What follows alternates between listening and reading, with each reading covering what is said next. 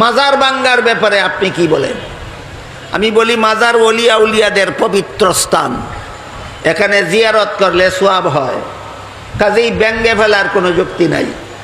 অপকর্ম হয়, মাজার ঠিক রেখে অপকর্ম বন্ধ করতে হবে।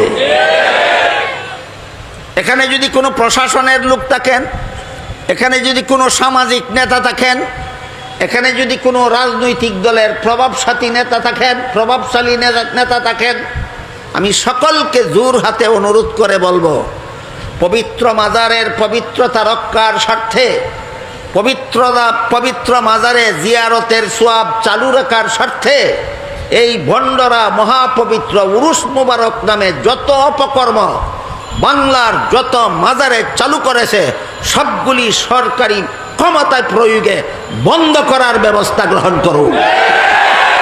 আপনাদের কাছে হুজুরের বক্তব্যটি কেমন লাগছে অবশ্যই কমেন্ট করে জানাবেন, আর ভিডিওটি শেয়ার দিবেন। হ্যাঁ, আসলে কিন্তু মাজার ভাঙ্গার পক্ষে কেউই নাই, এখন তো বুঝতে পারলেন আপনারা সবাই, কিন্তু ভিডিওটা শেয়ার দিবেন। যারা বলে যে মাজার ভেঙে দেও, তারা যেন ভিডিওটা দেখে এবং বুঝে।